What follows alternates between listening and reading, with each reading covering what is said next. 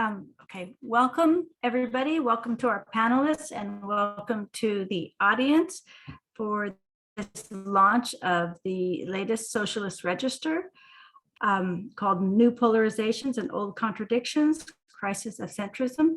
I'm Michelle Williams and I'm going to be chairing this event today. So just to give you a sense, I'm going to, there's going to be the 5 speakers. They're each going to have a maximum of 10 minutes. And then we have 2 discussants.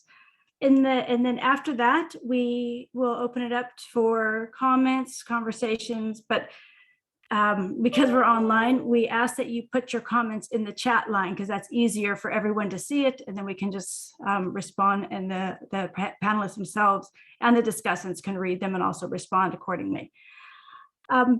So let me just, I'm going to, in the interest of time, I'm going to quickly give the very short bio that's actually also on their posters, but I'll give a very short bio of everybody now, and I won't then interrupt the sequencing by introducing anyone afterwards. So our first speaker is going to be Greg Albo, and together with Colin Leys and the late Leo Panich, he is a co-editor of the Socialist Register. He is a professor at York University in Toronto, and he's also the editor of the State Transformations class, Classes, Strategy and Socialism in 2021. Then these are very short bios, by the way, on all of these speakers. We could have an hour-long bio on each one, so I'm just giving a very brief version. Colin Leys is going to be our second speaker, and he's also the co-editor of the Socialist Register. He's a Professor Emeritus of Queen's University in Kingston, and he's the co-author of Searching for Socialism. Also, it's a 2020 publication. And he's an Associate Professor of International Relations, and he's the Principal Investigator for the Emancipatory Future Studies in the Anthropocene at Wits University. The fourth speaker will be James Schneider, and he's a Communications Director of Progressive International, a co-founder of Momentum, and former spokesperson for Jeremy Corbyn. And then finally, we'll have Bill Fletcher. He's a longtime trade unionist in the US. He's a writer, past president of the TransAfrica Forum.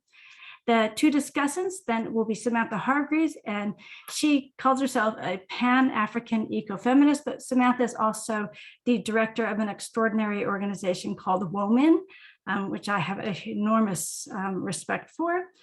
And then we have Owanda Budalezi, and he's a researcher at the Cooperative and Policy Alternatives Center in Johannesburg, and he's an activist with the Climate Justice Charter movement.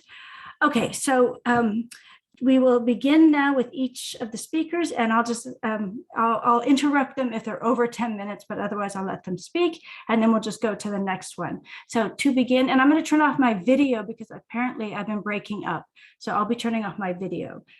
Hopefully I won't break up any further. Okay, so Greg, if you can begin, please. Thank you. Okay, thank you. And thanks for hosting the launch of the new Socialist Register volume. Thank in particular Vish, who helped organize it with Michelle and Jane Cherry, the Democratic Marxism project that Vish has been heavily involved in for a number of years, as well as the other sponsors and the Wits University as well. The South African comrades have been such an inspiration to me for such a long time, given part of the generation in the universities through the 80s that was very active in the anti-apartheid struggle. So it's always kind of a, you know, it still remains a thrill to speak with friends in South Africa on that basis. Not just them, because it's also, I think, you know, the struggles in South Africa around AIDS, climate change, building a socialist union movement have been, you know, continue to inspire, you know, friends like Vish and Salim Bali, Patrick Bond, Erwin Jim at NUMSA, Michelle and others are kind of always kind of inspiring. I someday want to keep up Vish's pace with his kind of ability to kind of keep involved in so many campaigns and the I think that almost the daily editorials he's writing on this and that. So there's always that bar to try to reach. So I'm really pleased to kind of be part of the part of this launch with the comrades in Johannesburg. This volume will be the last that comes out under Leo Panich's name as co-editor. His sudden death when we were beginning the volume remains, I guess, to me personally, as well as many others, a shock. Just to, in the fall before he passed, we were actually in the process of making 5- and 10-year plans for the register and various other political things we were involved in.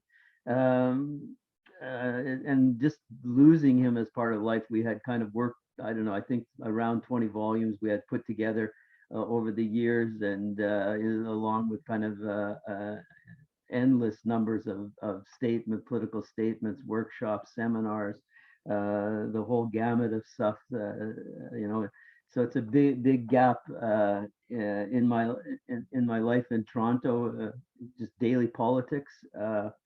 And for doing the register, it kind of remains a bit disoriented. When you're doing the work with register, you kind of always have Leo's big arms out there ready to grab you and catch you if you should falter. And so you could kind of just go on and enjoy the political debate and etc. Didn't have to quite be at the center of managing it. I was very, very fortunate to fall into the only slightly smaller arms of Colin Leys in managing this register, and only slightly smaller arms in the sense of Colin's a little bit smaller than Leo, but Colin's editorial abilities are legendary, and his range of politics that he's commented on brilliantly over many years. We all respect and recognize Colin's work for all across the world. I was lucky; he was also kind of in a way an old friend. I first met Colin in the 1980s with Leo. We're all when Leo was living in Ottawa, and we were all part of editing the Studies in Political Economy, the Socialist journal in Ottawa. So it's been a bit of adjustment to this. The conception of this volume, which Leo was totally immersed in some senses, it comes out of in a way a decade or more of editing the register together, and this and the kind of the 5-year plans that we've had to kind of conceiving the volumes as we've been going along. The first group of volumes we've worked in came in the midst of the great financial crisis, of 2008 to 2010, and we were looking at those first volumes on the impact of the crisis, its consequences in terms of both ruling and working class social structures and strategies, and what it was clear, after a few years in, that the crisis, had caused a great disorientation and reconfiguring of much of working class politics and ruling class strategies. But on the other hand, neoliberalism remained in place. It had not been swept to the side. The working class remained relatively disorganized, although there was always continual punctuations of great struggles and new organizing efforts that were inspiring.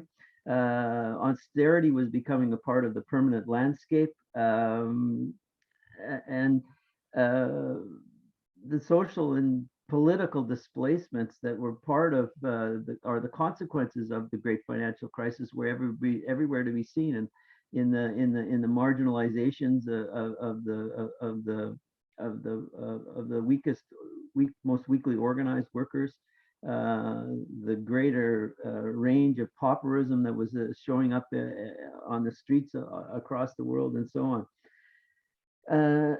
So I think, one of the key themes that we were stressing in those volumes was that the contradictions of neoliberalism remained everywhere to be seen, but we're taking a kind of more severe direction, and some of the politics that were emerging were becoming very harsh and more authoritarian.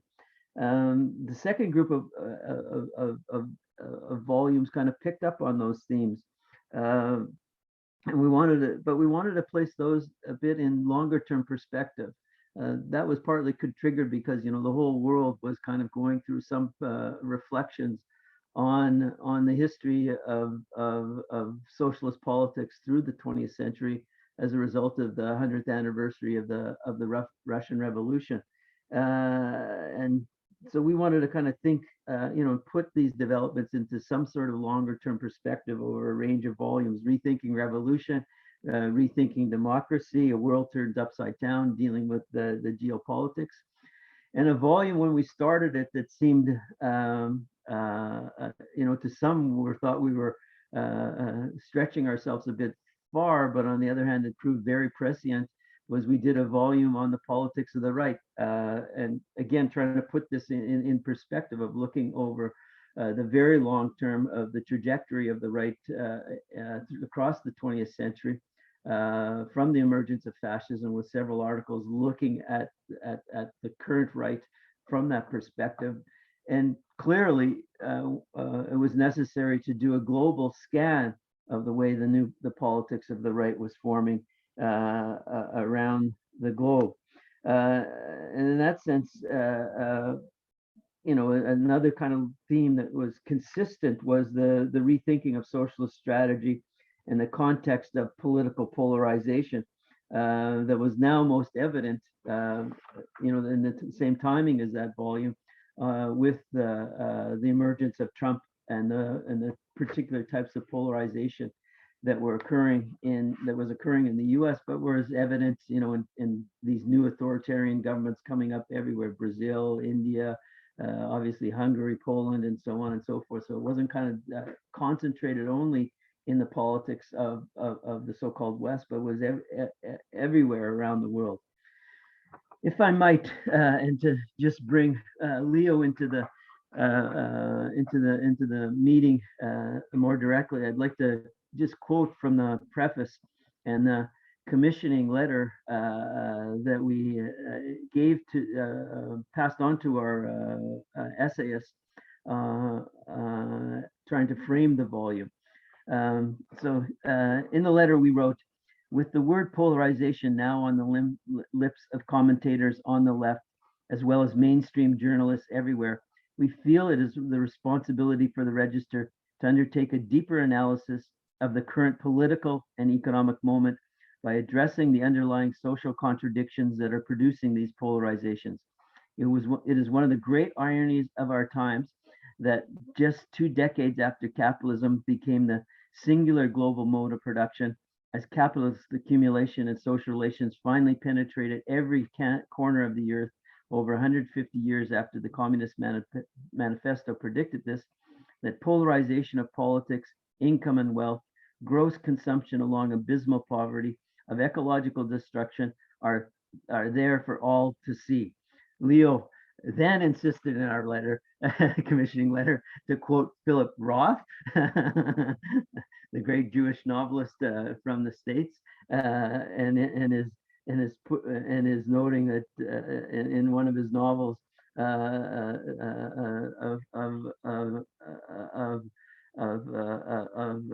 multitudinous intensity of polarities piled shamelessly upon polarities to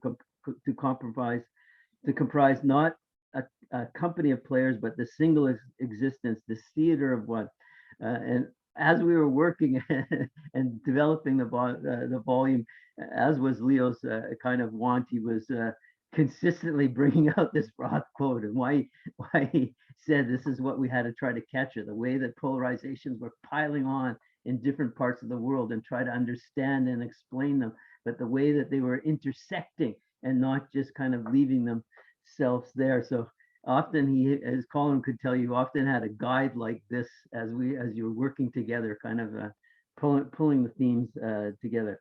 Colin and I tried to kind of flesh some of this out the thinking about polarizations in the context of socialist theorizing for many years, and it just seemed logical since that has been a starting point for so many of us, the thinking about the relationship of social polarizations in capitalism with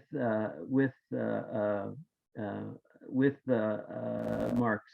And I just might, I'll be quicker, Michelle, just give me a minute. Okay, I was gonna say you're okay, good. Your last minute.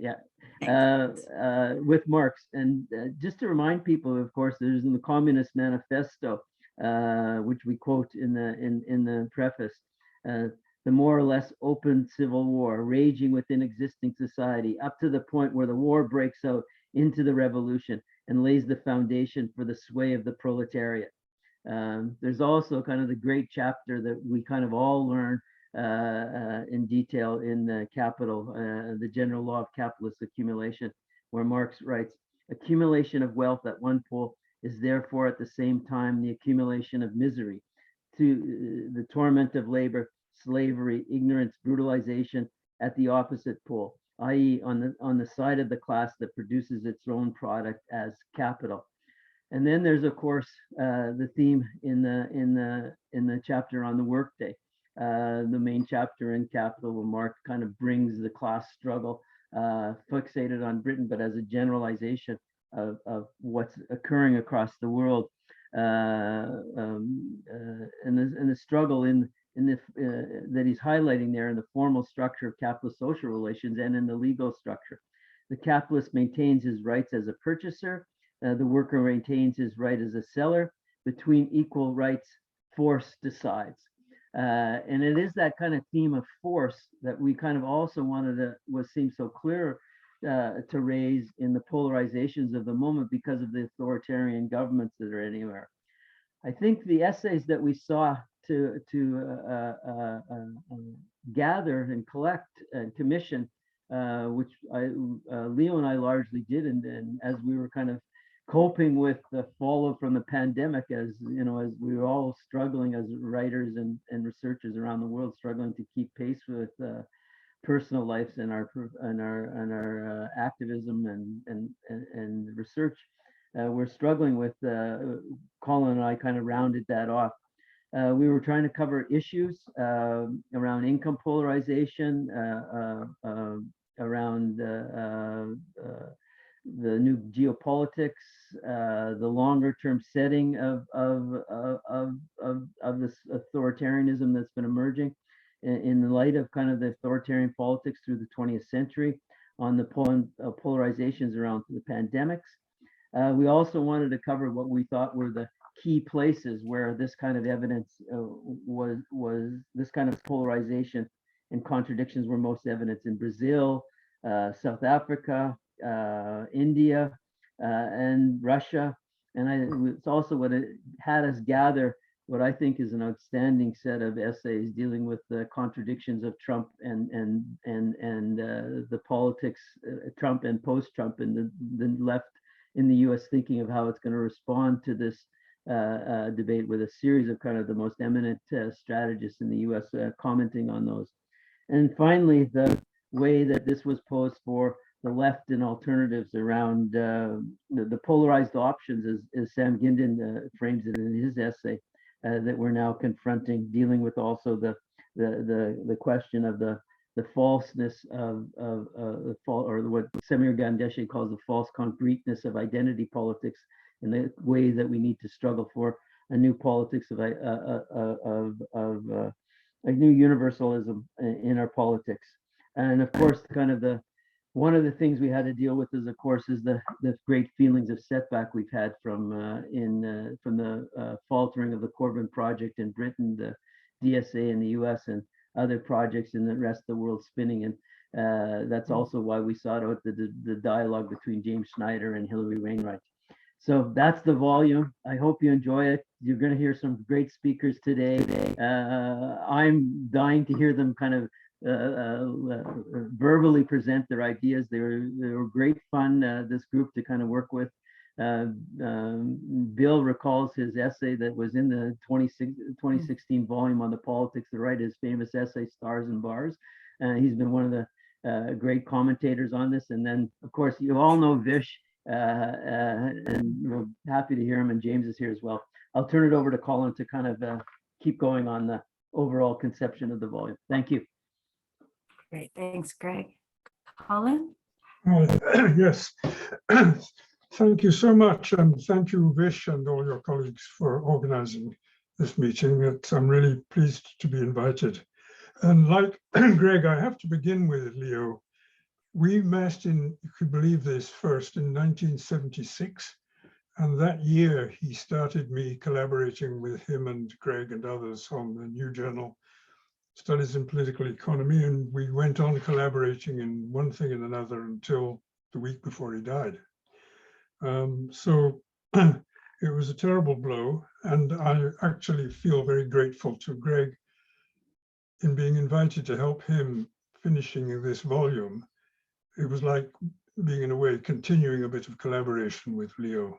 And it was very, very important to me to sustain me through that year.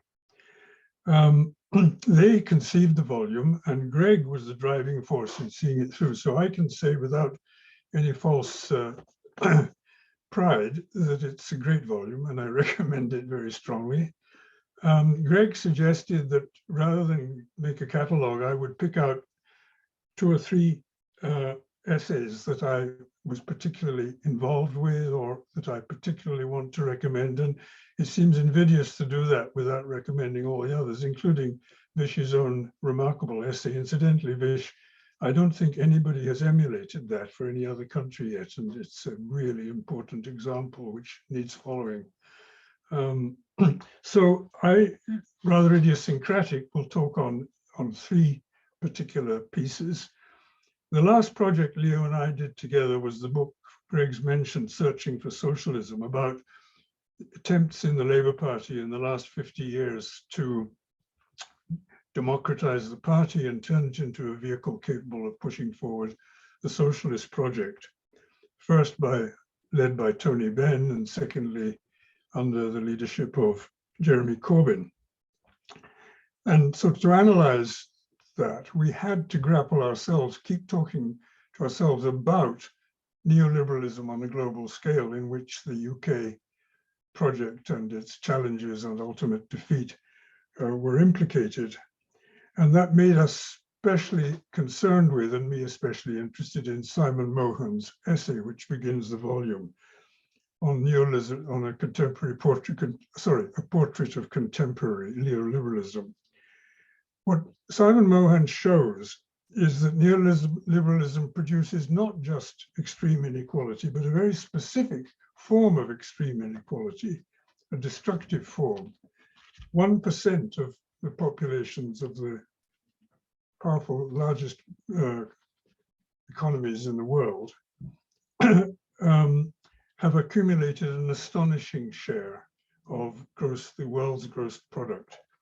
And this, combined with globalization and financialization, gives rise to the phenomenon of huge pools of investable funds being shunted by individuals who control them from one bubble to the next, in and out of high-risk investments in a wildly destabilizing way. And at the same time, the running down of state capacities for planned economic intervention means that the conditions for stability and for the existence of capital itself are being progressively undercut. And Mohan ends like this, and I'd just like to quote from his last page. This is specifically relating to the climate problem. Adaptation to climate change requires major state action to force capital to bear the full costs of its drive to accumulate, and hence to completely alter its calculus of risk and return in making investments. This means much more than setting targets for carbon reduction. It means coherent planning for how those targets are to be achieved. Given the hollowing out of the administrative capacities of the neoliberal state and the political unwillingness to contemplate the huge tax changes required to incentivize private capital to move significantly towards carbon neutrality, the challenge presented to neoliberal capitalism by the climate emergency is immense and may be insuperable. And he concludes, it has never been more important to impose the ways in which neoliberalism privatizes its gains and socializes its losses. And that leads me to the second piece that I wanted to specially recommend, which is in fact Hilary Wainwright's interview with James Schneider, who was Jeremy Corbyn's spokesman and the director of the communications for Corbyn's leadership team. Well, since James is here, I don't want to preempt anything he has to say, but I think James may very likely talk on the question of how that challenge posed by Simon Mohun to oppose neoliberalism can be sustained, and not just sustained as an opposition, but something that would go forward, push forward towards socialism. This means he may not have much time to say about his experience inside the Corbyn team, which is a very specific thing. And this is what he does in the interview with Hilary Wainwright, a detailed analysis of the hard, often painful lessons to be learned from that uniquely important moment in the fight for democratic socialism. And I think everyone who is serious about socialist struggle needs to read that story, however much it is restricted to the framework of the United Kingdom. And finally, let me put in a quick word for one other piece, which is a piece by Marcus Gilroy Ware on social media. We're all inclined to blame the social media for this and that, for the defeat of Corbyn, or the success of Trump, or the resistance to vaccines, or racism. Marcus makes a principled socialist critique of that position. And it's a sharp but entertaining polemic, a gentle polemic. It's a kind of polemic we haven't had nearly enough of in these rather depressing years. I'd suggest read it, you'll enjoy it and feel a bit cleaner and clearer afterwards. Thanks, Michelle.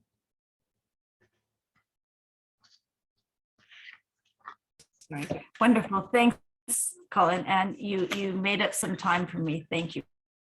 But I just wanted to also say, given that you both had to kind of cover the whole volume, I was more lenient than I'm going to be with the upcoming speakers who just have to cover their own chapters. So that was wonderful. Thank you both, Colin and Greg. Yeah, and I'm glad you have given tribute to Leo, because I think we all, it's still something I think we're on. So it's wonderful for us to host this as well. Okay, so the next speaker is Vishwas, and I'm going to be very strict with you. Oh, okay. Thank you very much. So yeah, I mean, we're all wrestling with Leo's loss, and it's a big loss for the global left, but also for the left in South Africa. I must also say that it was a great pleasure to work with Greg and Colin in putting this essay together. They were great guides, and they really helped me over the finishing line in many ways.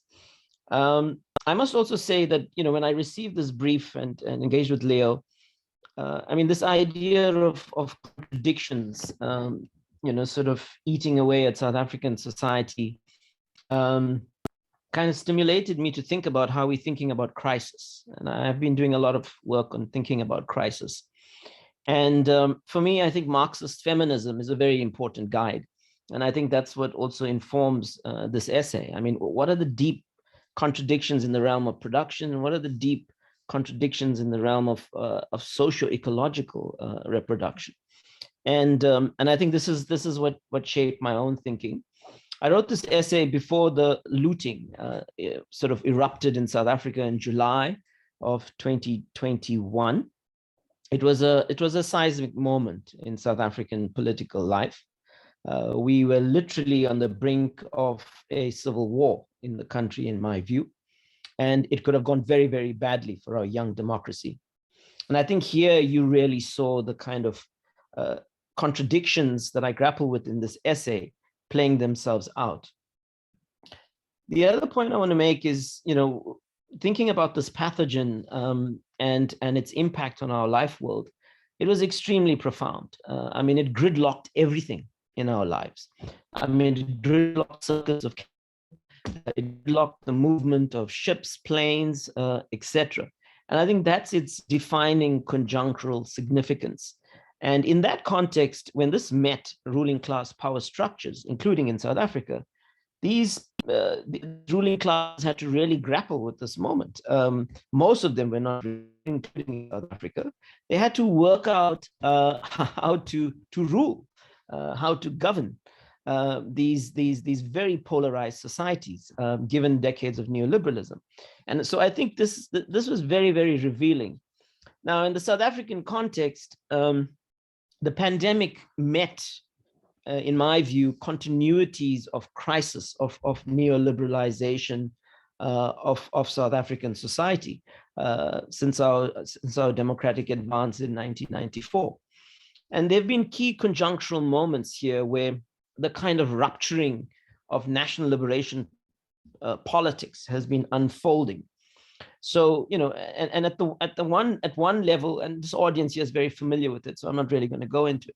But at one level, while we've had a sort of multi-class alliance coming to the fore, particularly in the post-94 period, the institutional basis of this has been unraveling. Okay, so if you think about the convergence of forces that come out of the long struggle in South Africa, that kind of cement the ANC's hegemony and bring it to power, those forces have really been in a state of de-radicalization, crisis, division, and institutional disconnection, and so on. And I think that's also something that brought itself into the COVID moment.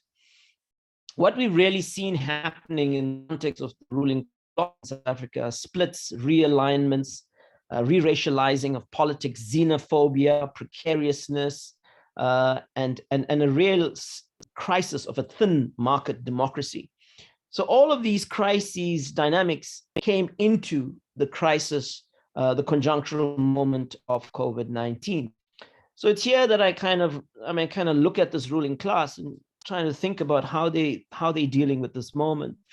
And clearly this embedded liberal imaginary, this rationality and logic continues to shape their response in this conjunctural moment.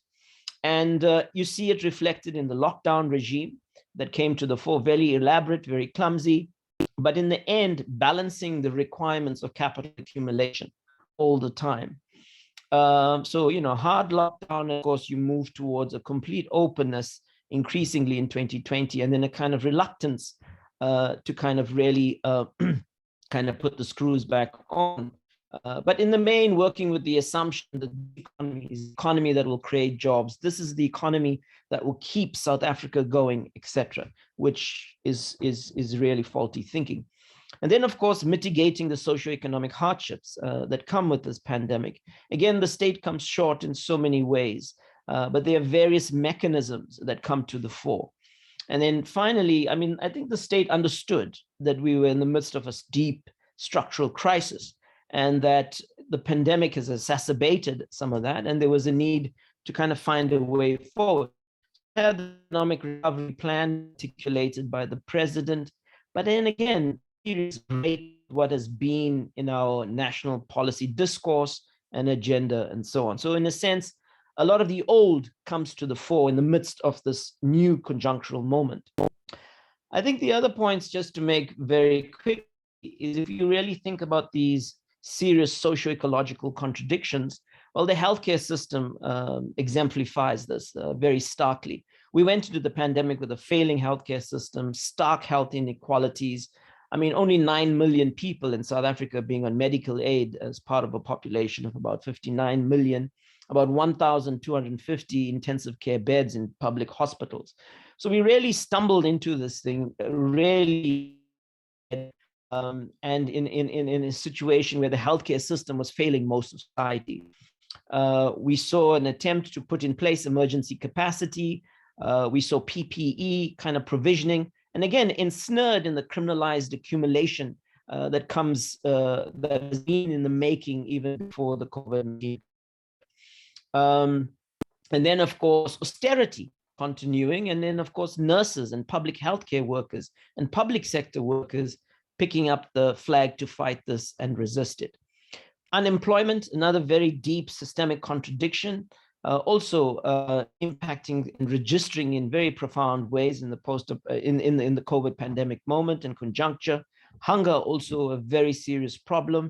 And all of these things cascading and working off each other. I mean, we now have a 46% unemployment rate in South Africa and over 60% youth unemployment rate.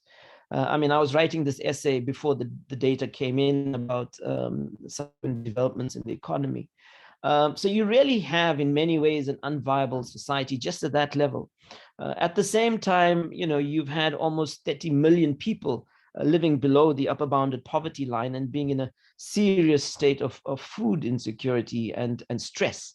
So all of this also feeding into the crisis in South African society, with the state coming short in terms of its relief efforts, whether through existing social grants, which don't keep up with the basic basket cost of food, with even the social relief measures being very inadequate and limited, and of course, civil society stepping in to kind of fill gaps. Climate shocks continued during this pandemic, and you know, we've been through the worst drought in the history of the country. To conclude, basically, South Africa is in a very, very dangerous place. Its national liberation project is unraveling.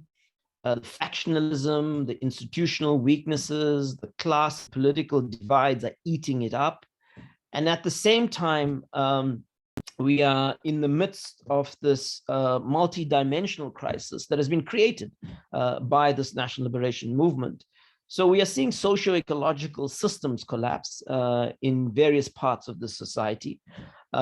We are seeing the weaknesses of the ANC engendering a new right wing in our society, both inside the ANC and alongside the ANC, a nativist, xenophobic, exclusionary nationalist right wing. But in this context, and I think what we've seen in this conjuncture was the emergence of a new cycle of resistance, new forces on the horizon. The big challenge we face is convergence. There has to be, in this moment in South Africa's history, a coming together to take on national liberation politics and to go beyond it. We need a new politics in South Africa today. Thank you.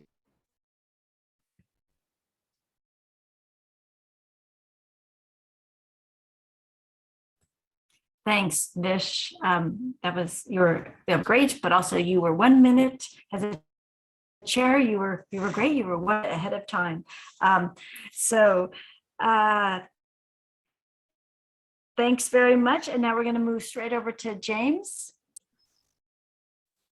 Hi, thanks very much for having me. It's can you hear me, or am I frozen? No, I can hear me. Thanks very much, mate. It's wonderful to be with you, and I'm going to pretend that I'm really with you in Wits, where I've not been since towards the end of 2014. I think was the last time I was there. So my interview is trying to find lessons from the Corbyn project in the UK. And sometimes this is a bit difficult to find lessons from it for any other national context, or even for the British left now, because most of the accounts of the Corbyn project after the fact focus in basically entirely on contingent issues and blow-by-blow accounts of how things played out, without really zooming out and trying to see which factors are structural and which factors are contingent and therefore won't come again. And obviously every national context is different and every particular moment is different. You know, the UK setting for the Corbyn project is that it came, or at least it seemed to come from nowhere. It came after 40 years of decline, really sharp decline for the British left. The trade union movement was a residue of its former self. It had nearly 14 million members in 1979. It's just over 6 million members of trade unions when in 2015, when Corbyn won the leadership election.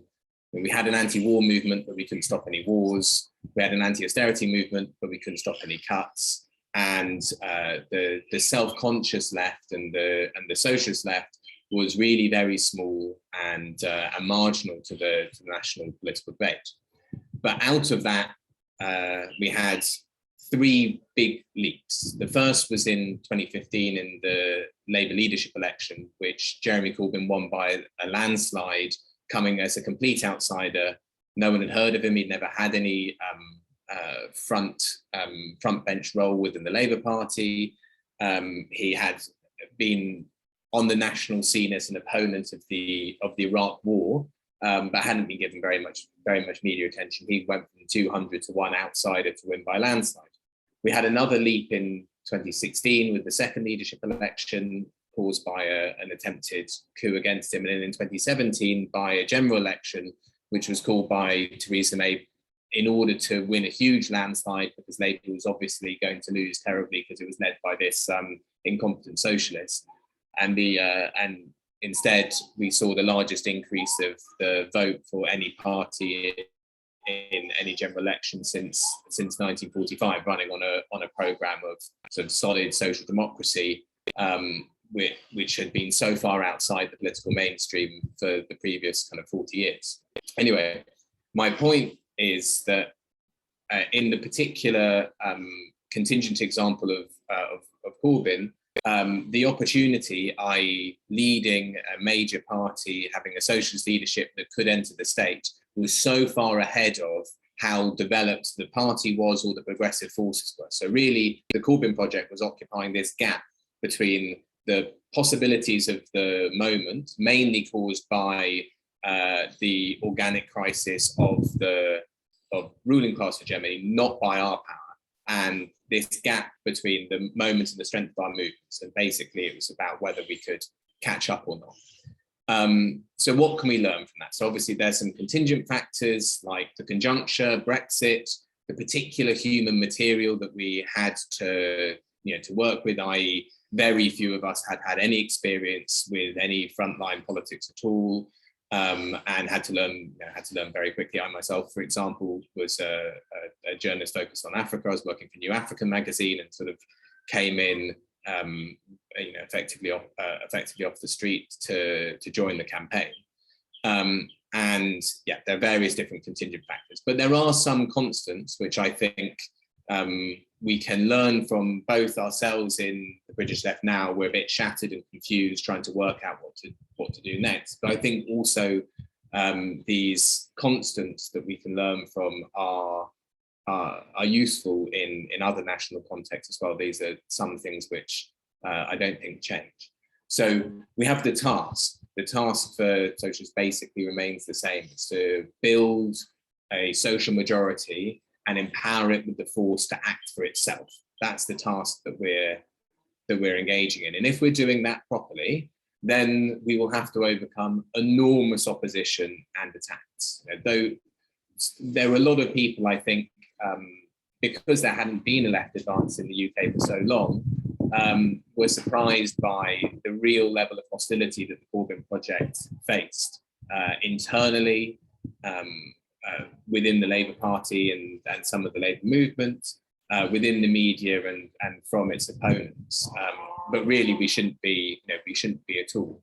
And I think, of course, in the South African context, there's and many other contexts, the opposition will come from, however you want to put it, empire.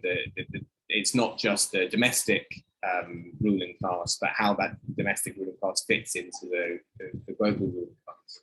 And we saw that actually, just one aside, with Jeremy's leadership. The largest rebellion in Parliament of Labour MPs against Corbyn's leadership in a vote came on an issue of foreign policy.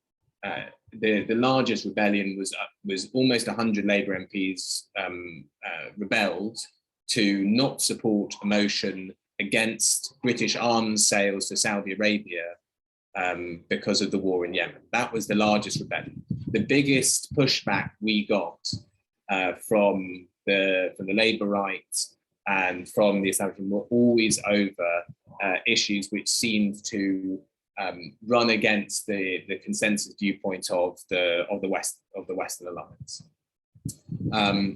But anyway, to deal with these things, to deal with this opposition, I think there are 5 broad categories of things that need to be done, need to be advanced, need to be worked on And of course, they'll be different for, very different for different contexts. So the first is to pursue a majoritarian antagonistic narrative. I'm starting with the comms because I'm a comms person, but I don't think that everything is communications. But the opponents, if we're trying to build a majority, social majority, and our opponents will always try to present us as being fringe weirdos, some unpleasant body within, within national society, which is trying to undermine it. We always have to pursue majoritarian antagonistic. And that means wanting to grab controversy, leaning into rule breaking, and so on. The second is movement building. Oh, I should say that all of these 5 things are things which the Corbyn project did do in a limited way, but insufficiently. And I think really our defeat rests on how far we got in each of these 5 sort of broad categories. So the second is movement building, which is the strengthening and stimulating of progressive social forces. I'm going to speed up because I think I'm running out of time. The third is the development or the transformation of the political vehicle which you have, the political party or whatever, so that it has the will and the capacity to unite, mobilize, and organize for that social majority to be able to act, which means a whole host of things for how, some of which I go into a little bit in the interview with Hillary, about its structure, about how it develops cadre, and so on. Then, well, probably, or perhaps the most significant, I think what Colin was hinting at in his introduction of my interview, is the preparing to go into the state and what our strategy is for that. And that was, I think, really rather underdeveloped within the Corbyn project, even though there were lots of people who were descendants of the Miliband, Ben, Panitch school of thought on these issues. It was still viewed as too much of a technical process. And in the interview, I go into 3 different types of reforms that we need to we need to prepare for, preparing for not just in a technical sense, but in a movement building sense, and in a cadre capacity sense as well, which are the ameliorative reforms. Those are the instant ones that you can do with existing state machinery to bring improvements to people's lives straight away. The second is strong reforms, which change the social contract, shift the social contract in a progressive direction. So the first would be tax and spend things. The second would be new rights and services. And the third is non-reformist reforms in the Galt sense of it, which have the capacity to go much further. Written within them, they have the capacity to take things further. And you have to get that balance, I think, correct. And then the final category is international alliances, and then I'll wrap up shortly. International alliances. Obviously, we can't go it alone in any country. And one of the ideas that we were told often is, there aren't votes in other countries, so don't focus on those issues, which I think is extremely short-sighted. Because, as I said, in the UK context, it's a site of great resistance, but also we're not, if you're advancing any socialist project in one country, you take great strength from what's going on in other countries, but also you're in power going to have to form a different set of alliances to not just be railroaded by the existing order. Anyway, so to wrap up, there are a huge range of lessons. Some of them I could go into in the interview in sort of more detail, and I think they can be applied to different contexts. I've tried to do that. I've just written a book which will come out later this year, trying to apply it to the UK context. But I would hope that there's some broader application. But I think that the most important thing to take from the Corbyn project, and this might seem strange to say in the face of defeat, but is basically hope and confidence. And I think the hope and confidence is because the rule of the few rests on extremely shaky grounds. I mean, this was a really ragtag outsider outfit of people with very little experience of the state or frontline politics, brought together with very little institutional support, with weak trade unions and social movements, and yet got quite close to the state, hit the bottom line of some sectors of capital and changed the national conversation and advance things. So I think that our job as socialists, in whatever context we're in, is to help the majority unlock their own latent power by giving them the confidence and the capacity that they can act for themselves. Great. Thanks very much, James. That's fantastic. No, great. You were great. You were just a little bit over, but great. Didn't have to jump. Thank you. And next we have Bill. Bill, are you there? I'm here. Oh, great. Excellent. Thanks, Bill. Thank you. Greetings and good afternoon, good morning, depending on what part of the world you're in. My appreciation for being invited to do this, and my appreciation to Greg for having invited me to contribute to this volume, and for being a very good editor, along with Colin, even though we were driving each other crazy. Just being real, I'm from New York. So let me just summarize in a few minutes central points of the paper. One is that in order to understand Trump and the question of what comes next, you have to situate it in a global context.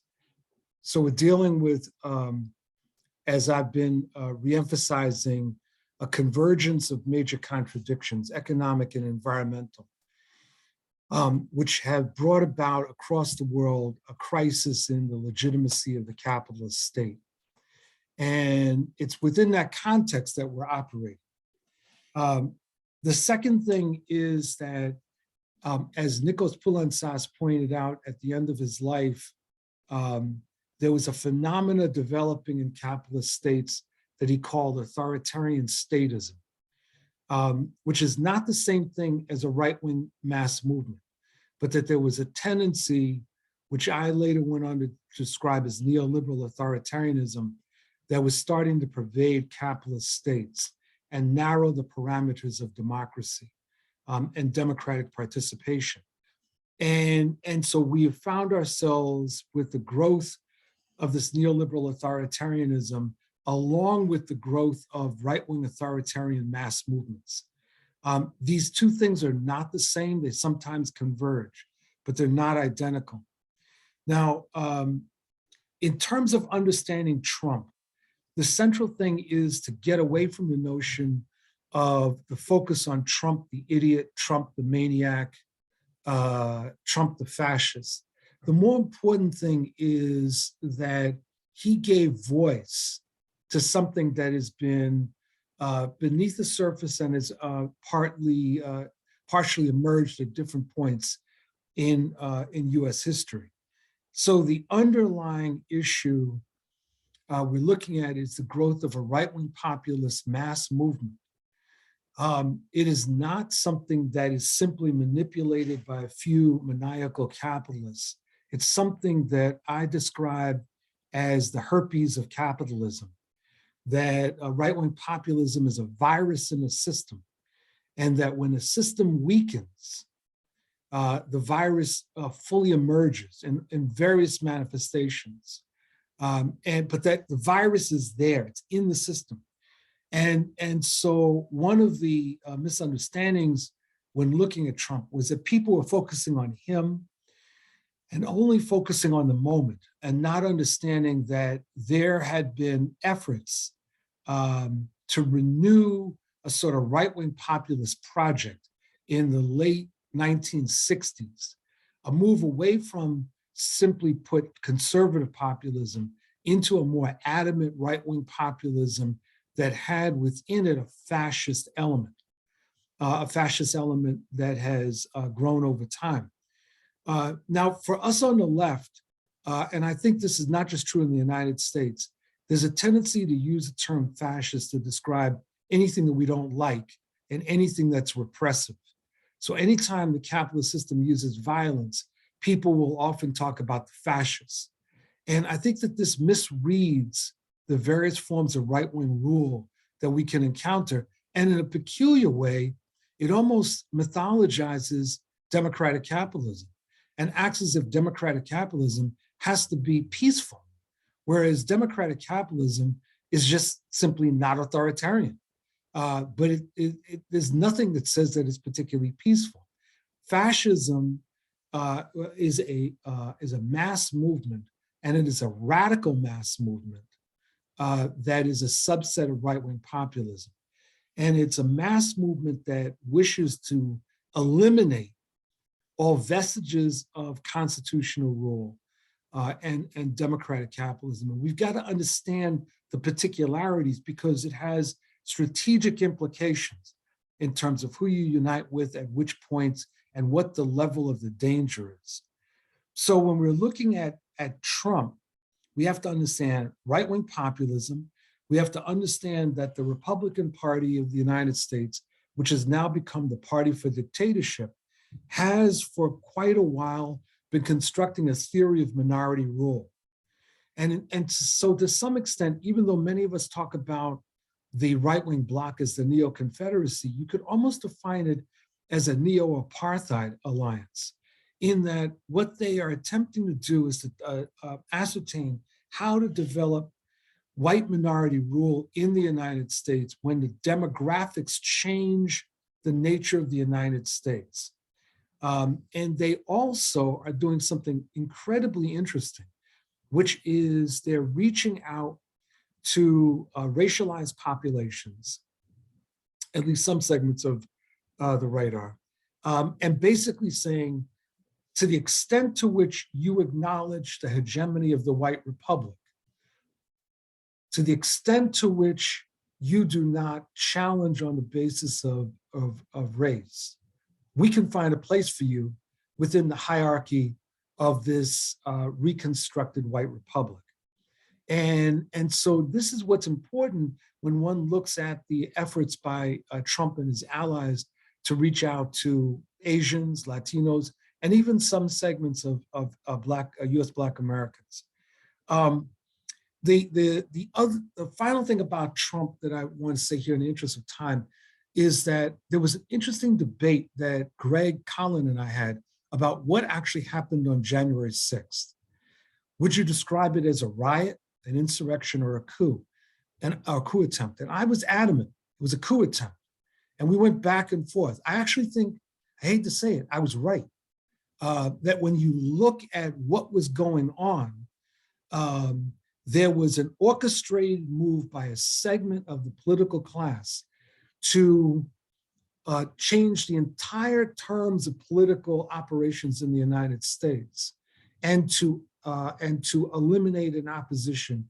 And they had support within segments of the law enforcement and the military, but fortunately not enough. I think it's really important that we understand that although this coup attempt failed, we have to be very careful. And some comrades on the left have been very quick to discount what happened on January 6th as a sort of stupid riot on the part of the right. And I want to suggest as my next to last point, there's a story that Lukács tells in his book on Lenin about the aftermath of the Kapp Putsch in Germany in 1920. And he describes how German communists went to Moscow to give a report to Lenin on what had happened. And they gave this very deep, detailed report, and they ended by saying, and we will be prepared the next time the German right tries this. Lenin had been sitting there very patiently. And then he said, what makes you think the German reaction will manifest itself in the same way the next time? And that's the thing that we've got to be thinking about here, that there was a particular event on the January 6th and a particular manifestation within Trump. But we should not assume that the right, the far right, will continue to manifest itself in the same way. They will certainly engage in various kinds of acts of terror. They're doing it. They will certainly manifest themselves in legislative disruptions. They're doing it. But we should anticipate the unexpected. My final point, that what this means is that we on the left have to walk away from purism, and we have to build a very broad front to oppose the right. And for many comrades on the left, this is inconceivable because we are so used to being pure. And we insist that we and whoever else can fit in a phone booth are the only ones that really matter. I'll end there. Thank you very much. Thanks very much, Bill. I like that, the fitting in the phone booth. Okay, great. Thanks very much. I'm seeing some questions on the chat, which we'll come to later. So if you guys, the panelists can actually read, there's one already to James and there's one to Vish from Zico. So let me now go to our discussants. If we ready, Samantha, and fantastic, and thank you for keeping the time. I know it's incredibly hard, but you guys had enormous discipline, and you still got incredible talks across. And I think already Sam Ashman has said sounds like a great ball, which I completely agree. Samantha, are you? Yes, I'm here. Ready? Great, thank Samantha you so Hargreaves. much. Okay, great. Thanks, Samantha.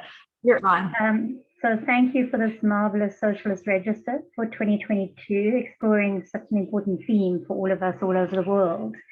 And thanks for the previous speakers. I love what Bill said about the need, and I think it addresses some of the questions in the chat box about convergence and overcoming, the building of bridges. So yes, absolutely, the sort of revolution, the transformation we need ain't going to be achieved with a few people in a telephone booth. So I love that, Bill. I read many of the pieces, and some of them really stood out for me. But perhaps just to indicate that we were asked to speak to the implications of this analysis for struggle. And so I was reading very much with that cap on. And so just a couple of points. I think the one contradiction, polarization that I was really searching for, because I work in the African context. So I work in the periphery. Obviously, South Africa is not the periphery. Nigeria might not be the periphery, but many of the countries I work with, work in on the continent, are deep in the periphery of the world. And I think this polarization between the periphery, the center of capitalism, so the center of imperialism, the old G7 nations, but then also the emerging nations. So it was great to see Brazil and Russia and South Africa, although I think South Africa sits in a different category, in the mix. And so I think the deepening polarization and the deepening marginalization of countries in the periphery is a really important question, and how these countries are being incorporated into a global capitalist system, but under very unfair terms. And this is really quite unbroken across the centuries. So it's evolved, it takes different forms, but if you look at the relationship between the periphery and the center and the new emerging sub-imperial nations, it really does center around the large-scale exploitation of natural resources. So I think that piece of the analysis I was really searching for and didn't find it. The second point that I wanted to make was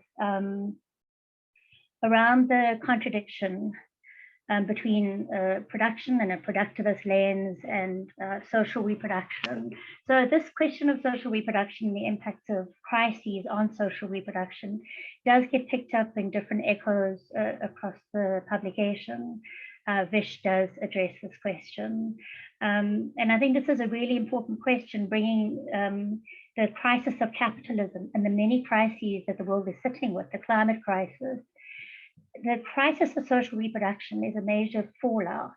It's a consequence of the multiple crises. And so I think we have to be reflecting on social reproduction and who carries the burden of the fallout. And quite frankly, it is Black working class women across the world, both in the center, the periphery, and the sub-imperial nations. So this is a critical piece that I feel really needs to be perhaps explored in more depth. I think the question of the climate crisis it gets picked up across the book. And like Colin did, the sort of question of the climate crisis requiring major state action, forcing capital to bear the costs of the drive to accumulate and hence to completely alter its curriculum of risk and return in making investments. I think this is such a critical question and really does guide a lot of the struggles in the region where people are resisting the large-scale exploitation of natural resources, which is such a key in the accumulation process of advanced capitalism. And so I think this question of forcing the internalization of costs to capital is such an important piece of our resistances now. And so Woman has been doing quite a lot of work thinking through costs from multiple perspectives, both from the perspective of social reproduction, ecology and climate, but also the externalized costs to future generations. And I think this is needs to be a major focus of how we build resistance and build struggle going forward, making that visible, but also forcing reparations from corporations, from governments that have subsidized and supported oil, coal, gas for decades. So this is a very important piece of our struggle. Just finally to say, I loved David Harvey's piece. This question of the double consciousness of capital, the different tendencies we've seen, particularly in Latin America, between the more productivist orientations, increasing extraction in order to support national development, and how there's a great contradiction between that pathway and the pathway of finding new roads. And yes, some of it might be idealistic, returning to the past, searching for answers in history, but at the center of this really is about protecting nature and the environment and really safeguarding our ability to survive as a species. I'll leave it there. Thanks, Michelle. Thanks, Samantha. Wonderful, as always. Great. Awanda. Thank you. I'll try not to speak for too long. Can you hear me? Okay. So this I will volume. cut you off if you do. Thanks, Amanda. I can't see you. I can hear you. Thank you. Can anyone else? Is anyone else having the same problem? Okay. So this volume, New Polarizations, All Contradictions, The Crisis of Centrism, is a very timely and necessary volume in understanding the current moment which we find ourselves as a global society. I think the way in which the volume is set, beginning with the global polarizations, the global contradictions, and then understanding the crisis of centrist politics and the shift away from centrist politics, is very useful in helping to create a structure which helps lend itself to assisting for those on the ground, those engaged in struggles across the world, to connect their struggles, their moments or their contexts which find themselves within different understandings or spaces of polarization to the broader context of the global contradictions of capital in our current moment, and then a more consolidated move towards a focused thinking towards how we can use this moment to shift away from the centrist order, which has held most countries in the global order under its throes for the past couple of decades. I believe that the first section on global polarization is quite useful in helping to set a kind of survey or understanding of the various kinds of identity and broader kind of party, class, income and wealth inequalities that exist across different regions. I do believe, though, that I think something which we can do to take things forward is to also continue to try to tie all of these different inequalities and disparities with the concept of the socio-ecological, which I think is totalizing in the way in which it's affecting our planetary civilization. When it comes to understanding the global contradictions, the set of regional studies that are in this volume are very useful, I believe, in also grounding these contradictions in the different contextual conditions that each region faces. I think Vish's piece, for example, particularly from a South African perspective, is quite enlightening, or elucidating rather, particularly as he said now that he'd written this piece before the looting erupted in July 2021.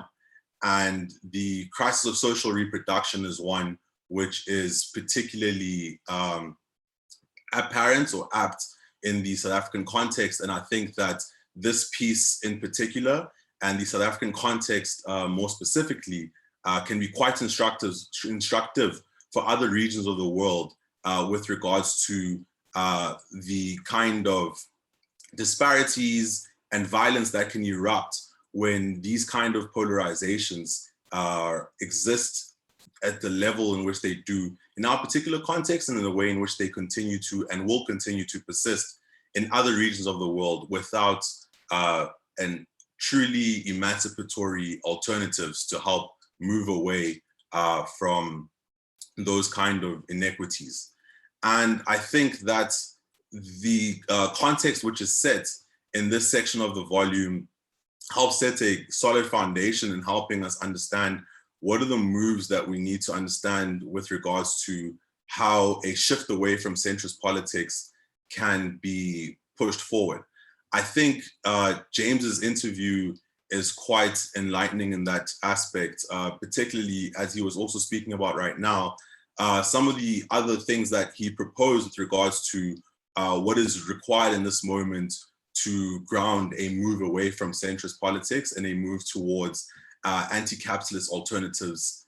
And I believe that those points that he put forward are quite instructive because they can be applied at all levels across all struggles, all these interlinking struggles that people face across the globe, particularly his points regarding the ameliorative reforms, which I think are necessary and timely in our current moment, the strong reforms and the non-reformist reforms.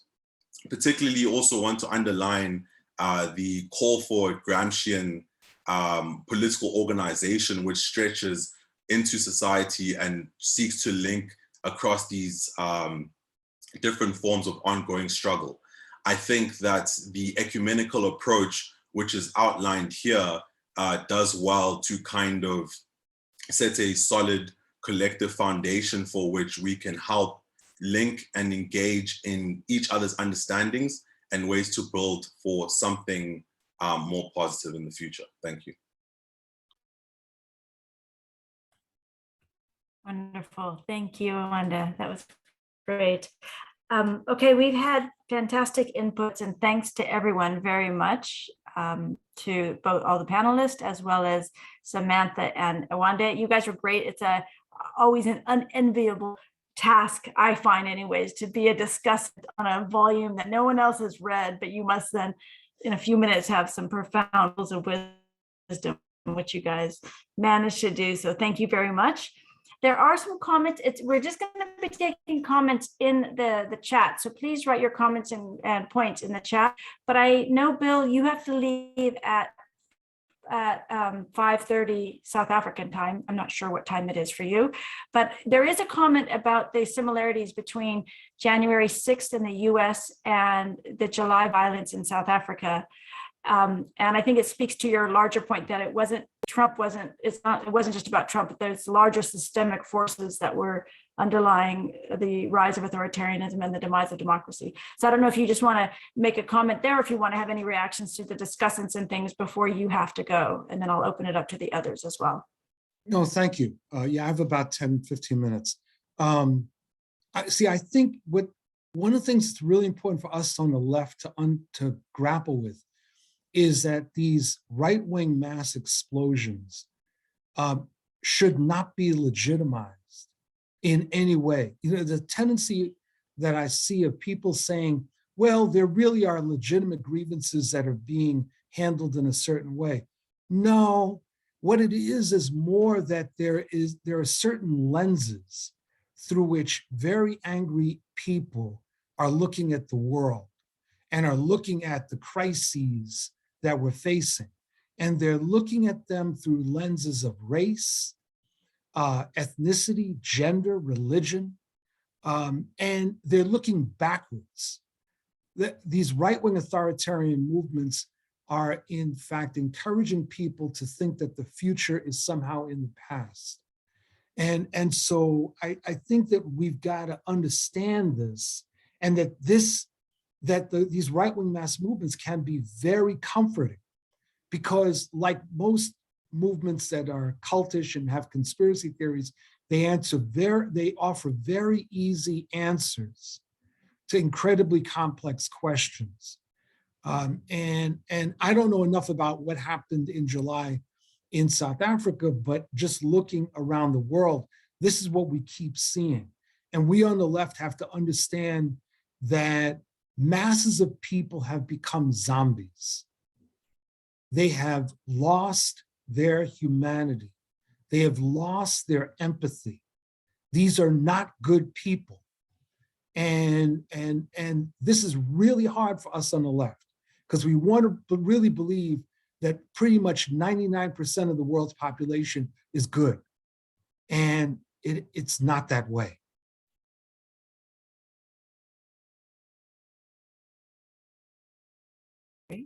Thanks, Bill. Yeah, very, very good points.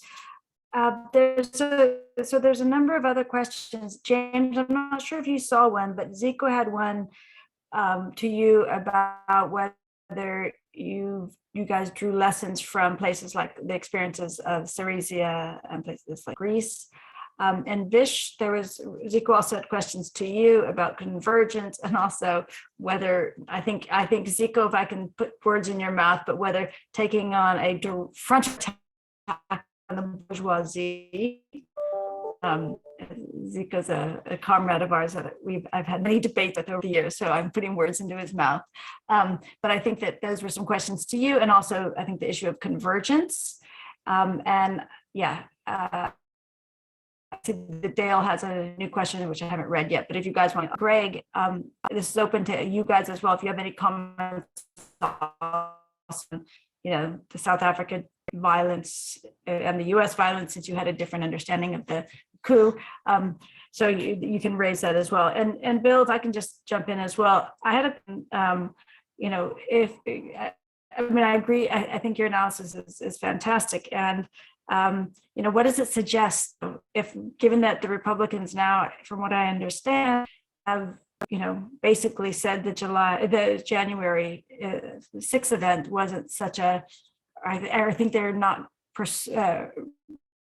going after it. So what does that suggest for the future of democracy in the US, like in the very near future as well, not just long term? Okay, does anybody want to jump in? James, Bill, James, Vish, Colin, Greg? I'm happy to jump in. Call on you, or do you guys want to just jump in? Bill, I know you have to leave. Okay, James, okay. And Vish. So I've just moved. There's some building work that was getting a little bit loud. Okay, but you're still. But I'm still with you. Green. I can't really hear you, Michelle. But okay, on the Syriza question, I suppose we were both undone by the EU, but in very, very different ways. I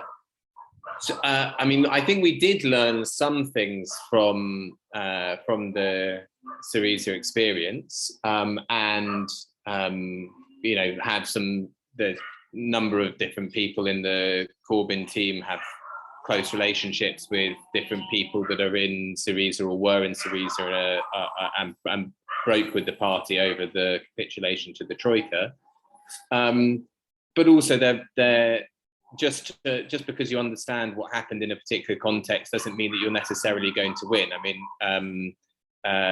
Greg had the nice quote, but between forced aside, the Marx quote, between two equal rights forced aside. Understanding the world can help you find the most effective path to strengthen your forces, so that you can then sorry to use such martial language, but then do battle on the social terrain against the ruling class. But just the fact that you understand what's going on doesn't mean that you're going to have built those forces. That said, I think there are still a lot of lessons from the Syriza experience that we could have taken on. That we could have taken on more.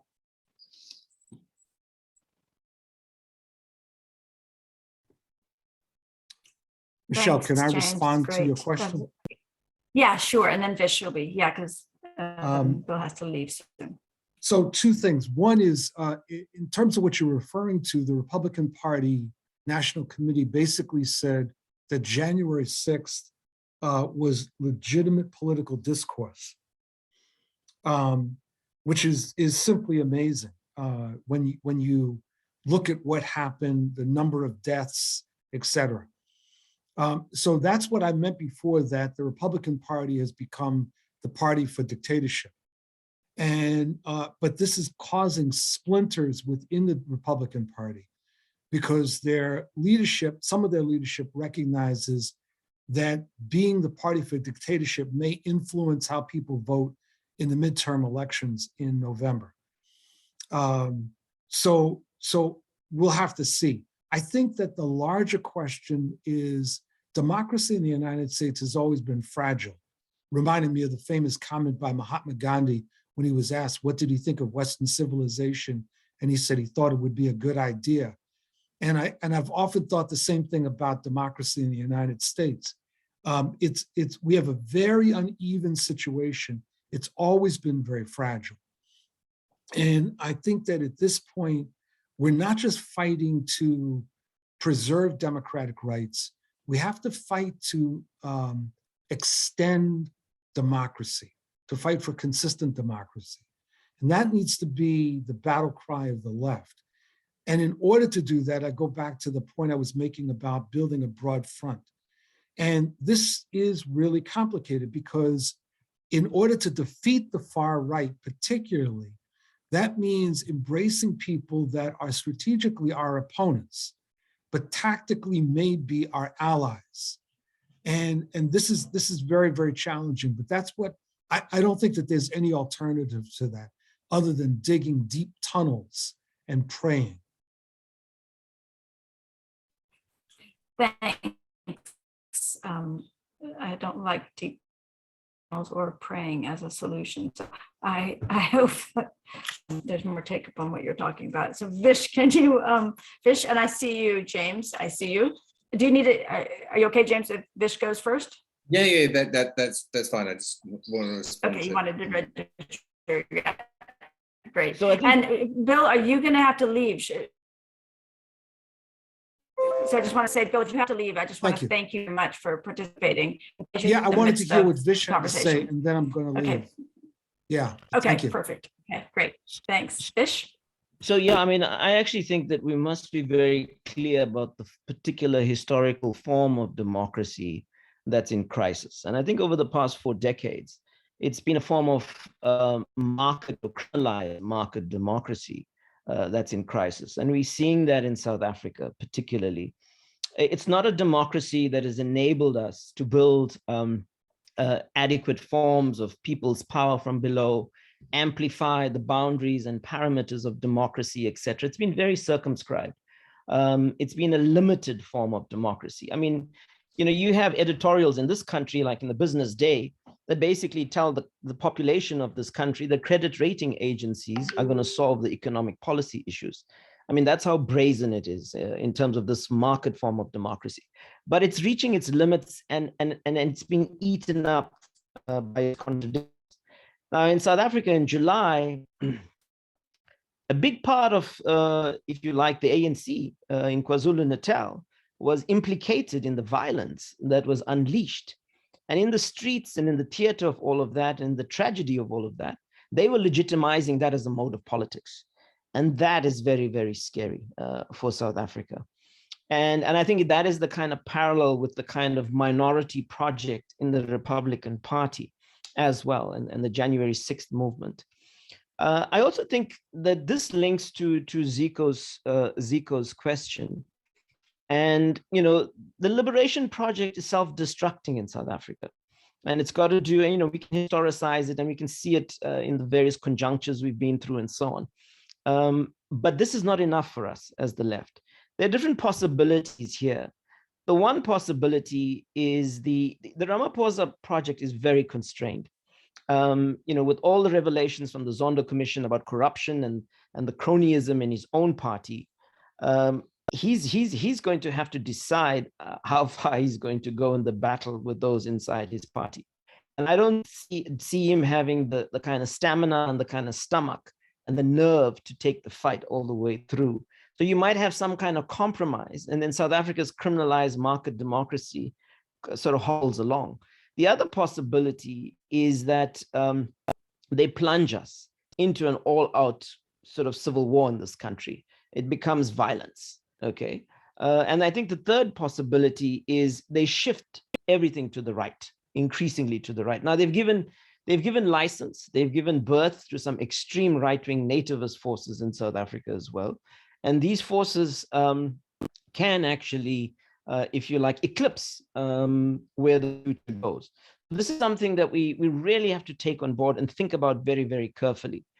On the flip side of all of this is how do we, if you like, ensure trans working class politics beyond narrow working class politics? How do we ensure trans feminist politics beyond single issue feminist politics? How do we go beyond trans environmental politics that is just single issue politics?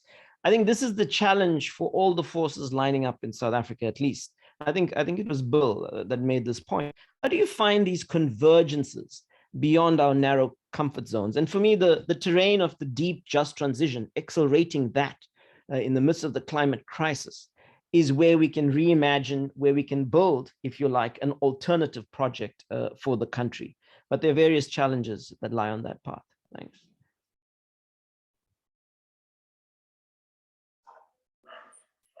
Can I just come in Thanks, on? Vish. Yeah, James, and then go ahead, James, and then I saw Colin. Will come after James. Then Just on the Trump fascism, popular frontism stuff. I want to throw in a couple of words of caution about pursuing that approach. The first is that the delegitimization of Trump and the Trumpists is precisely the tools that are used and will be used to delegitimize and deplatform progressive forces. Trump being taken off social media, social media is used against, let's take in Ecuador, for example, Rafael Correa was banned from Facebook, his supporters' accounts got taken down. But more fundamentally, at least in the UK example, where we saw, at least in 2018 and especially in 2019, appeals to popular frontism. I mean, I agree very much with Bill's idea that we can't just be in the size of a phone box, but and I support majoritarianism. But I think the problem with the popular frontism can be basic. If the Liberals are in charge and we're swinging underneath their banner, because I think they'll get us all killed. So we saw this in the UK. Part of the reason why we shifted to a referendum to stop Brexit on any account was this logic that we had to have this this broad alliance, and that the Liberals had the veto. So I'm just a little bit wary. I do understand the threat, but I'm a little bit wary of it, and more encouraged by the kinds of broad alliances that you construct that Vishwas alluded to on issues of climate and democratic climate and democracy as your means for building a majority, and which places the other side in the minority, rather than basically taking them on along the antagonism that they want.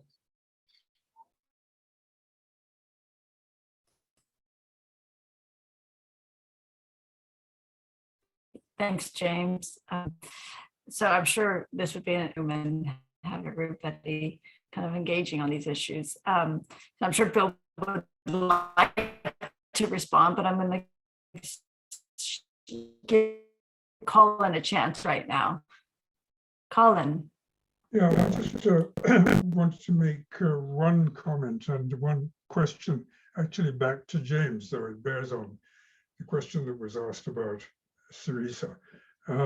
The question back to James is, would you say something more about your very first of the 5 strategic points that you made? You said it's a comms point, and I think it would be very helpful to have that developed in a few sentences more. You didn't have much time to do that, and I think it's a very interesting point, and it is, as I understand it, at the center of your new book, which you've been very modest about, but which I think will be much more wide interest than just for people in the UK. You didn't even tell us what it's called. I've read an early draft of it, and I think I'm very excited by it. So that's one question to James. The other point really is on Syriza. I mean, the point has been made that in both cases, there were very few on the left who were equipped to fulfill both the roles that had to be filled in the state and the roles that needed to be filled in the social movement arena.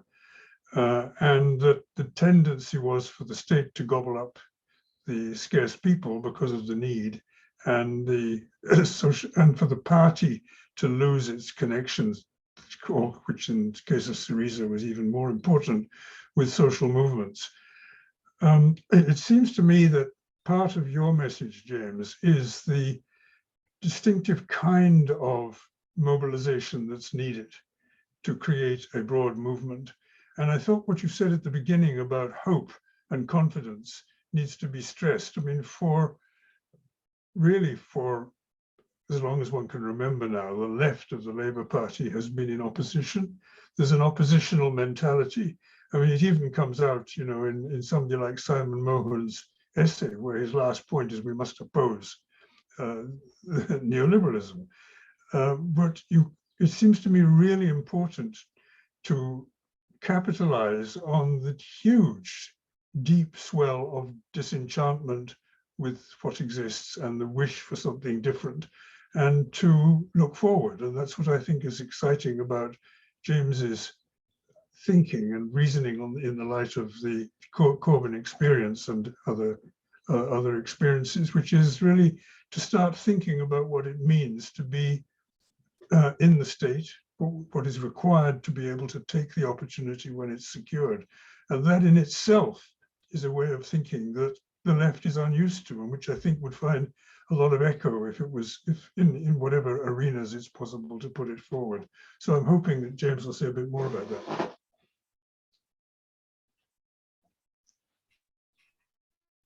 Should I come in now? Okay, great. Thanks, Colin. No, not yet. Sorry. Just in a moment, because I want to first raise a couple. There's been some comments in the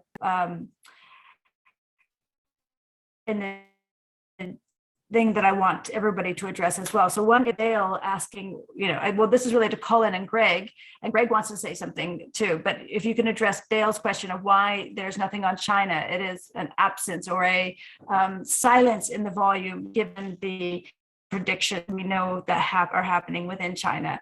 So I think that's a really important question that Dale asked. But then right after Dale's question is a question by Gabriel, who says, is China not a model for South Africa? I mean, I have very strong views on that, but I'm not on the panel, so I'm going to not say anything, but I'm sure that a number of the panelists, certainly Vish and maybe Awanda and Samantha might have something to say too as discussants. And I'm sure actually everybody might have a comment on that. And then I think there's a really important question or point that I think should get reinforced, and that is by Janet and the rise of toxic patriarchal backlash that these authoritarianism. So, I mean, it's not a contradiction necessarily, but it is an extreme manifestation of what we're seeing in all the forms of authoritarianism, is the rise that it's coming together with a very extreme forms of patriarchal forms of oppression and misogynistic kind of approaches to women. So I'm just going to open it up, and I'm going to give you all, because we have 20 minutes left, and so I'm going to give you all a chance to respond. And I don't know if Awanda and Samantha want to say anything. If you do, please just raise your hand. But I can start with maybe Vish, I'll let you have the last word, if that's okay, Vish.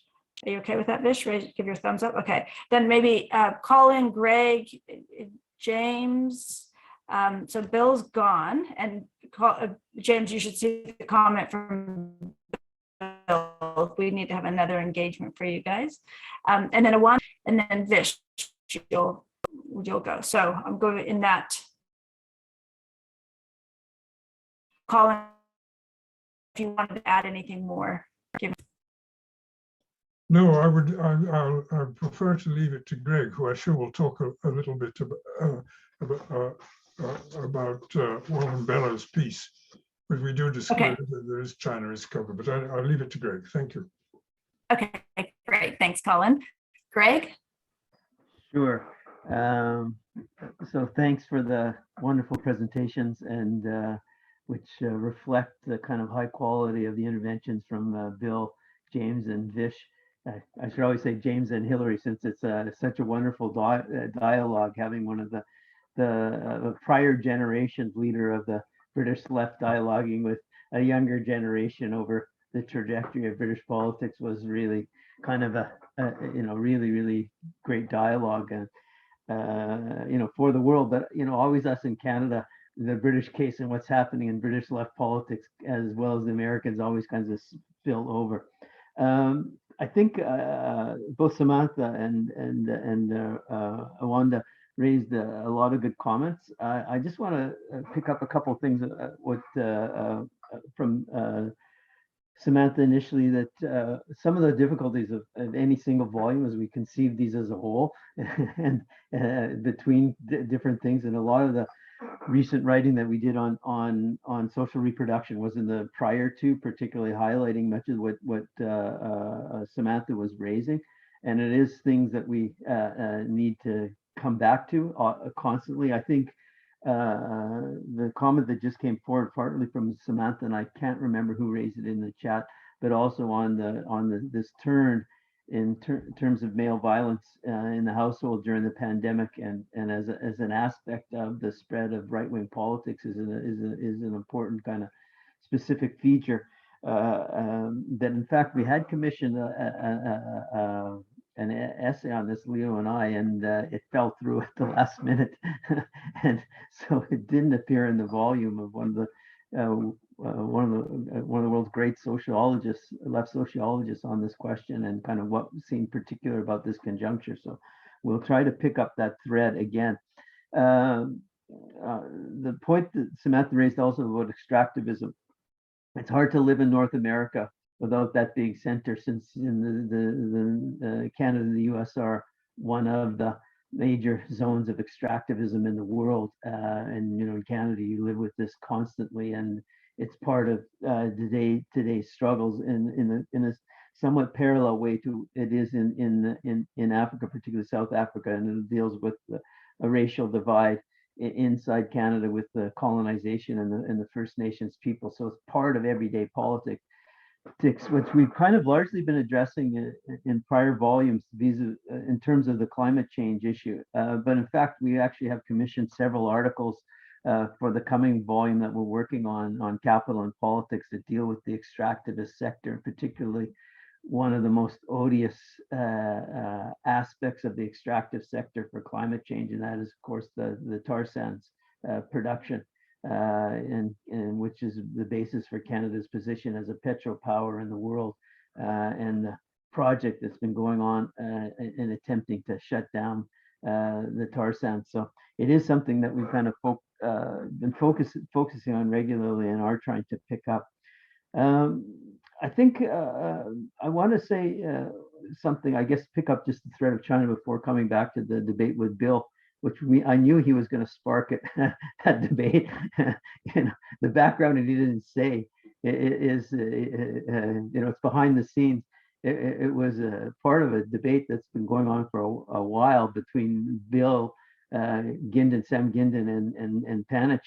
It was going on for several years with this politics of how to think about this in the case, and quite distinct views about Popular Front politics. I'll just come back to in a second. But on China, Walden Walden was, I think, almost the perfect person to ask, and it was partly why you and I asked Walden for an essay to deal with the emergent and very important rivalry between the U.S. and China. When you're in the Philippines, you've got a perfect perch, and you're completely at the intersection between these two great powers, and have been for a century and a half or longer, depending your time horizon. And the other thing is, of course, that what Walden has led for a very long time is obviously his own politics in and around the deglobalization project, but was also in the arch of the social movements in South Asia, and they're linked more widely through focus on the global South, and the attempt to kind of find a space for a multipolar world order. And so he was in the perfect perch to capture this, and that is what he raises, I think, in his essay by a little bit more probing some of the underlying political economic conditions in China that have kind of given rise to the contradictions of its militarism and the political economic strategies that are there, and what he sees as deepening competition over at the global summit. And he is not seeing this as a rivalry per se between the socialist economic systems and capitalist system as in the Cold War, but a configuration of two great powers searching to rebroker hegemony. And one can't forget that Xi Jinping during the great financial crisis said the U.S. is not taking care enough of the global order, and Trump and we're willing to step in and make sure the global order is kept open for capitalism and Chinese business as well as others. And he's repeated it over the last couple of weeks again. And it is a very kind of national project that animates Chinese politics. And we've been fortunate to have the Lin Chun write several issues for us on Chinese global politics. Perhaps the most insightful writer on China today, with a fantastic new book out from Verso on revolution and counter-revolution in China. And just writing marvelous essays about the kind of global context, and particularly unpacking and thinking through the change that occurred to the period that she's critical of but sympathetic to at the same time, the Bandung period in China's foreign policy, which she argues of how distant is the Belt and Road Initiative and everything else from that politics today, which is exactly the same theme that Walden picks up partly in his essay.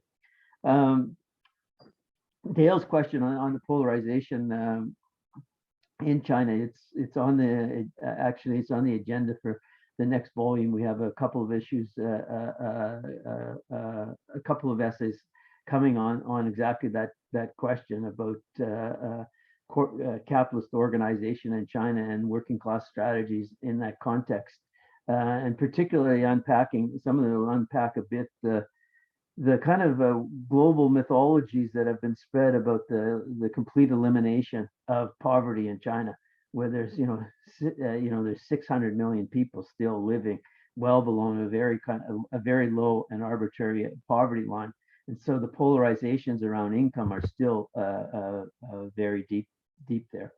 Let me come back to the bills and then wider discussion about the Popular Front. I think the difficulty of thinking this Just totally. briefly, we have 10 minutes left. That's it. Yeah, I'll just be That's 1 fine. minute. I'll just be 1 minute on this. Okay, that's perfect. Is the context is so different from the historical way those strategies came up. There's no left that's organizing, and no working class and socialist movement that's organizing in a way that provides a base easily for convergence or has an emergent socialist politics. And the difficulty of moving into these wider fronts in the US case is there's no socialist pool that enters into that. And is the problem at this moment, the crisis of centrism only and the polarization only of the hard right forming, which obviously we all would recognize as a danger and building specific types of political coalitions, but there's nothing there in terms of an organized working class in the sense of a political party or even a resurgent union movement present. And that question of building has to be on a point of any convergence, has to be about that aspect of working class organization.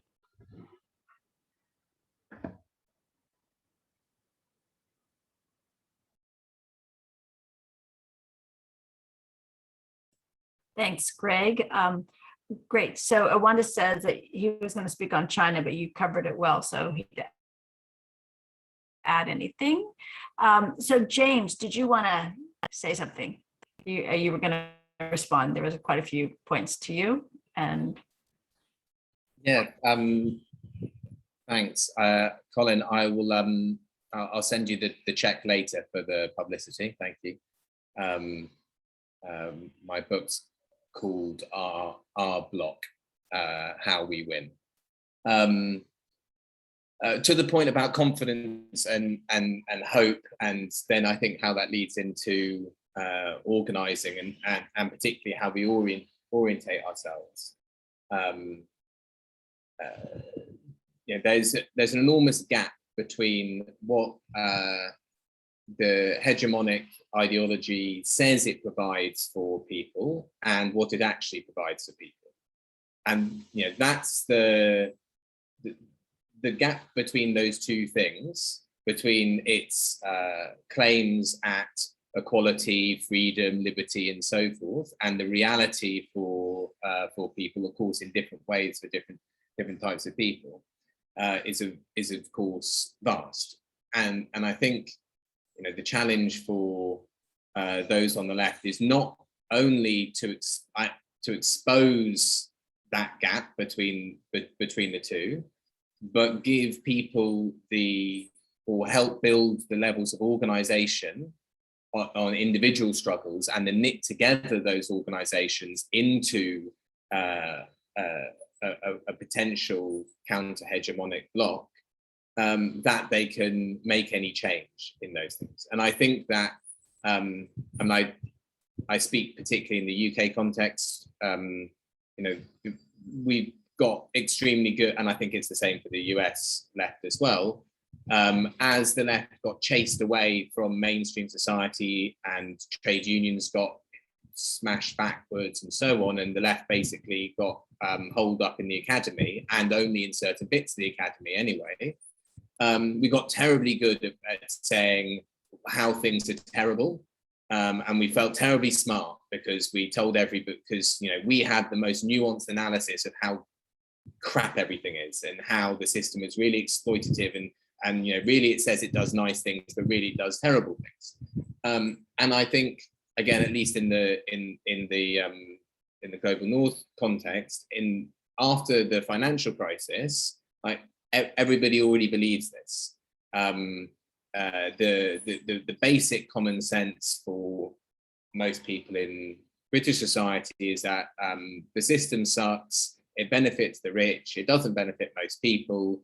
But then the question is, but what can you do about it? And I think the task of building hope and confidence, that is a material question. It's not just tell people that things can be better. It is the building of organization. It is the mobilizing of people so that they can see their strength and see that there is an alternative that they can bring forward, that they can be active in. So it's in that sense that that hope and confidence are our watchwords, rather than just sort of saying, oh no, everything's about to get loads better, because false hope in not backed up by anything material is immensely demobilizing, and that's what we have to guard against. Great, thanks, James. Vish? All right, thanks. Just one or two quick points. I think this point about China and just kind of importing even sort of cultural practices and so on from China, I think we've got to really be careful on the left. And I think the experience of the century and learning lessons around internationalism, I think has given us all a sense that it's not just latching on to what's out there. We've got to be careful. We've got to analyze these struggles, these countries, these contexts, etc. We've had the Third International instrumentalizing left forces and controlling them and so on. China has its own interests as well, so we've got to be very, very careful. That doesn't mean, of course, there isn't room for internationalism and positive solidarities in the world. And again, we've got to locate that very, very carefully in our politics. So I just want to make that point. The second quick point I want to make is that, yes, I think Janet is right. I mean, there is a second coming of fascism, and we shouldn't just straitjacket it as fascism like in the 20th century.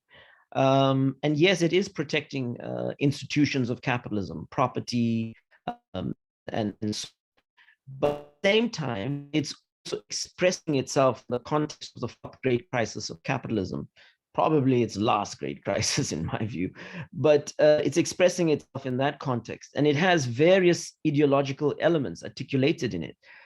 Religious fundamentalism, a social conservatism, and yes, a patriarchal imaginary, and so on.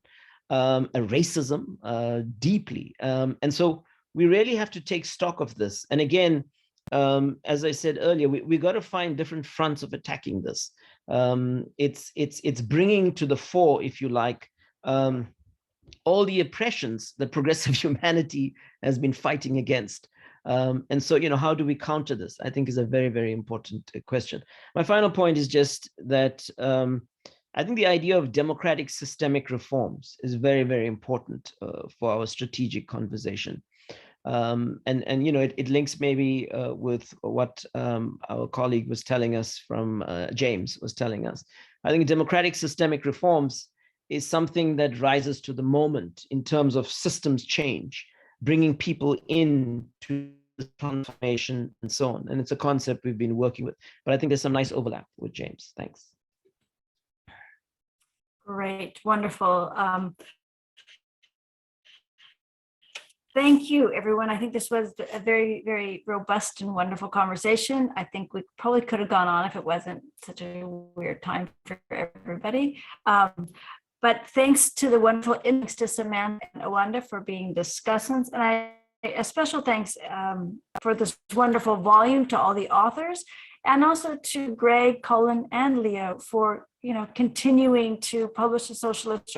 It's been a beacon of a source, a resource for the left. I remember when I was a grad at Berkeley in the early 90s, I think it's been enormously important, I think, around the world for progressives who are trying to kind of find their way. So thanks for keeping this. We know how difficult it is to keep these things on running and how much work it is. And the footprint on it is also very clear. it's a wonderful contribution to the world. So thank you. Democratic Marxism series that came out in 2021, a few months ago, was on destroying democracy, and it really raises many of these issues as well. So we're converging in many spaces as well. I also would just, there's something about that Bill said, and I think it kind of converges in a different way with James, this looking to the past, how I often feel the global north is not the left, obviously, sometimes looking to the past and to reclaim a past.